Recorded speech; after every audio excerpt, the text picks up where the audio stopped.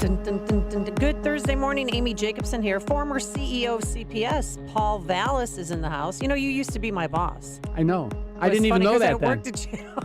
I didn't even know that Oh, then. good. Yeah, I worked at Channel 5 and then on the weekends. But then during the week, I had free time. So I thought, you know what? My sisters teach at CPS. I'll try it out. So I was a substitute teacher at Farragut High School. And now you're at Amundsen, right? Right. But yeah, I'm coaching. Yeah. Yeah. So for now. No, I'm just kidding. They'll keep me, right? You've done a great Anyway, job. yeah, so no, it's been very good learning experience. And speaking of coaching, Coach K, Mike Krzyzewski, announced yesterday that at the end of the 2022 season, he is done at Duke. He's been there for 42 years, and how many wins? 1,170 wins. Think about that. Oh my gosh! And what has he coached? 11 national teams and Yep, and three Olympic three teams. Olympics. Yeah, I think so. I think we won medals in each of those. Oh Olympics. no, we did all three. We We had won to. gold. Yeah, please. Yeah, I mean, come I on, know. come on, you can't compete. But he's not the only Coach K that's retiring. Real quick, I want to give a shout out to Coach K from Amundsen High School. He's been there 2 decades, coached basketball, but mostly coached varsity girls and boys volleyball.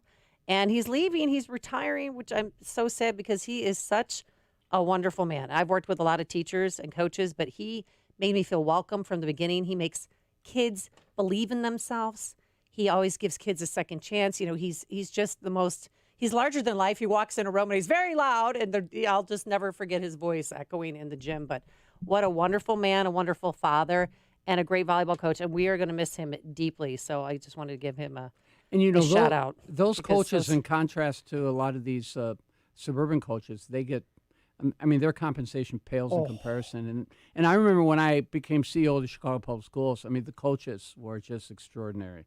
I mean, they were stabilizers in those communities. The great Roy Curry and Coach King, and Coach Cox at King High School. right. And oh my Yep. God, they were just. And of course, the great basketball coach at Marshall, who won all the girl titles. Oh, yes. I'm reading the book, All the Dreams We've Oh, my Dreamed gosh. right She now, was- and that's yeah, about Marshall yeah. High School. So, again, a big shout out and a big thank you, because I feel like I've known him my whole life, Coach K, Roger Kono from Amundsen High School. All right. We would like to welcome our next guest on the program, Reed Spaulding. He is contributor to the American Spectator and practicing pathologist. All opinions expressed are his and not those of his employer. And he wrote a column that really caught our eye about missed cancer diagnoses, another tragic effect of COVID lockdown. So welcome, Reed, and thank you for coming back on the show. Hey, thanks so much for having me. Yeah, so let's, how bad is it? I know we all know somebody who's put off getting a cancer screening or 1 or 2 because of COVID, because there was a lockdown. And then when they opened things up, you had to wait months because everybody was trying to get those screenings at the same time. Right. Well, and so the real answer is we don't know for sure how bad it is, because as you said, there were definitely 3 or 4 months there, depending on where you lived, what state, where you just couldn't get in. And so all of these screening procedures that had been scheduled in advance, all the mammograms, colonoscopies, prostate exams, all of these things just kind of got shelved because they were deemed non-essential by CMS. We're just now able to start looking at some of the data, some of the projections that are coming in about how much was missed. Nobody knows for sure. They're estimating that around 10 million screenings got missed just when you're talking about breast cancer, prostate, and colorectal cancer.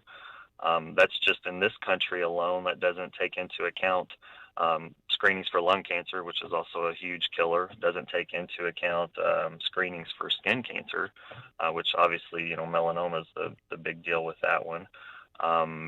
Potential to have quite a few things that are missed. The data is even worse in Europe, where they estimate that 100 million screening procedures got looked over, and they're saying maybe up to 1 million people in Europe are walking around now with undiagnosed cancer that otherwise would have been diagnosed if these COVID policies hadn't happened. So, I mean, that's a huge number.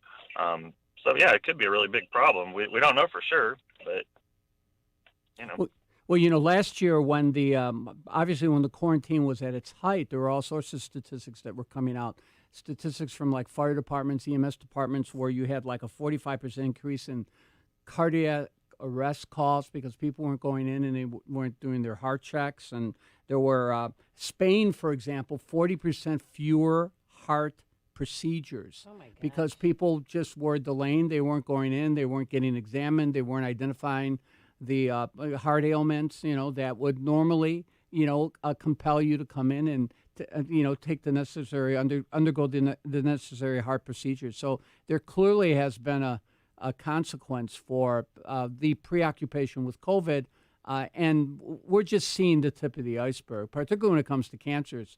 The CD. But don't we know how many cancer deaths there have been? I mean, because they used to keep track of all of that. Well, I saw a report from the U.S. National Cancer Institute, and last year, just as I was going online, and they were talking about like a 1%. Was it a 1% or 2% increase in the number of people obviously contracting cancer? But I think what they were doing is they were talking about like the immediate impact, not the long-term impact, because obviously, when the cancers come, it has a compounding effect.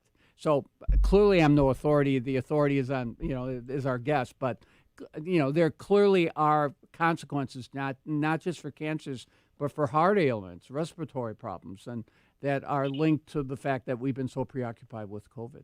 And Reed, I was going to ask you. Oh yeah, go on, Reed. Well, no, I was just going to agree, and definitely. I mean, it's not just limited to cancer. I tend to focus more on that because that's my day job, right? I mean, I look at tissues Yeah, and I of course. diagnose cancer, so it most affects me most urgently, the cancer part of it. But you're absolutely right. I mean, everything from dental work to diabetes to just everything. When you completely disrupt American life and make it illegal for people to go see the doctor like they normally would, I mean, that's obviously going to have a huge swath of problems, and it's going to take probably a decade to really figure out what all we did. But then when you what all could, was done to us, maybe. but then when you could go see your doctor, hospitals are like taboo. Like, I have to walk into a hospital. I mean, because people were brainwashed so badly by the government that they decided, you know what, I'll sit this year out. I won't get that mammogram. I won't get that colonoscopy, and I'll just stay home. So how can we convince people to get back in there to get their screenings? Well, I mean, I think the best way is hopefully people, as things keep opening up, as people have been more and more vaccinated, life's returning to normal. I mean, hopefully that will be the thing that makes them feel safe enough to go. I will say that we did do what I've surmised. We did a good job of virtual visits in this country. I mean, a lot of hospitals kind of had to develop this on the fly and come up with ways for patients to still see their doctor, but just, virtually. Obviously that has some limitations, right? I mean, you can't do the screening procedure if you're but at least there were means of at least contacting your physician and still having a visit, but it's, I mean, it's not, you still can't accomplish the goal of doing cancer screenings or things like that. But, I think with time, people will be more will be more at ease. I mean, and hopefully they'll get back out there. And that's part of the reason why I'm, doing these interviews, to encourage people to please, don't neglect other aspects of your health. COVID isn't the only thing that matters, right? Yeah, let me ask you this: so the issue for you, or the thing you're saying is, look, it's the hospitals are not overwhelmed, the doctors' offices are not overwhelmed. You can go in, you can get tested. You don't have to wait. You don't have to. Look, I delayed getting my colonoscopy and stuff, and I finally did. But I never had a problem getting it set up. I never had a problem getting accommodated in terms of the time. I'm going in for my heart work and my heart check, and again, no problem. It doesn't seem that the medical institutions are overwhelmed. In fact, very few have been actually overwhelmed. So it's really our choice. It's if we're not getting checked out, it's not because it's the docket is too full. We just need to be aggressive. We need to take responsibility for our health, and we need to go out there and schedule those checkups and screenings, right? Oh, definitely. Yeah. I mean, as with everything, I would argue it's all about, your personal choice and having some accountability for your own, life, your own health care, right? But no, I mean, I can't obviously speak for every hospital system, but my experience has been people can get in, they can get their screens done.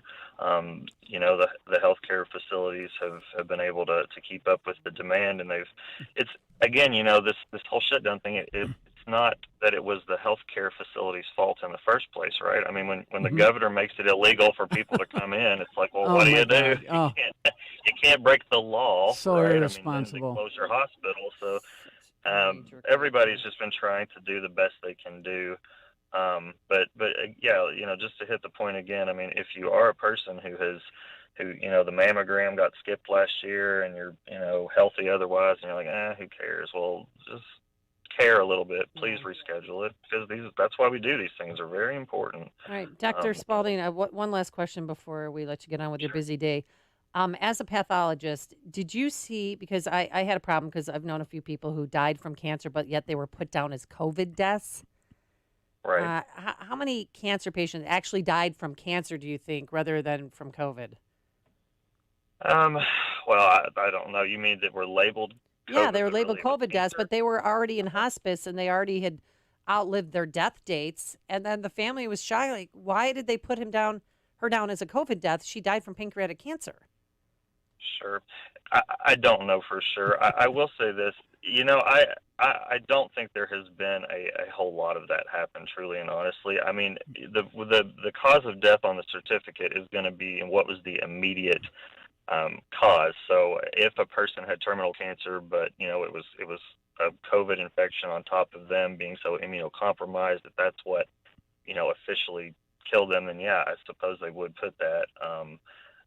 But I couldn't tell you how many that actually happened to. I don't know. All right. Dr. Reed Spaulding, he is a contributor to the American Spectator and practicing pathologist. Again, all opinions expressed are his and not those of his employer. And check out his latest column, Miss Cancer Diagnosis. Thank you so much, Dr. Spaulding, for joining us. Thank you so much. You guys have a great day. You too. And he joined us on our turnkey.pro answer line. It's like a hot, steaming cup of information to start your day. It's Chicago's Morning Answer on AM 560. The Answer. Hi, this is Carl Amari. I'm Lisa Wolf. Join us every Saturday night beginning at 8 p.m. for all things entertainment on Hollywood 360. If you love classic radio shows, The Shadow, Jack Benny, The Lone Ranger, Dragnet, Gunsmoke, and many more, we have them for you on Hollywood 360. We'll also present trivia contests with prizes, showbiz news, celebrity interviews, games, and movie reviews. So don't miss Hollywood 360 every Saturday night beginning at 8 p.m. on AM 560, The Answer. Balance of Nature's fruits and vegetables in a capsule, changing the world one life at a time. My son brought it over to me, and he said, Mom, I've tried a lot of stuff, but this, I'm telling you, it works. And I'm telling you, it really did make a difference. My attitude changed. My energy level really did peak. To me, it's a miracle. It really is. It's like I am so thankful for you guys. I really, really am. I've taken a lot of stuff through the years, and this is the only thing that has actually continued to do exactly what you claim it does. Get a wide variety of all your daily recommended servings of whole fruits and vegetables without having to leave your home. Right now, Balance of Nature is offering free shipping and 35% off on any new preferred order. Call 1-800-2468-751 or go to balanceofnature.com and use discount code CHICAGO. If you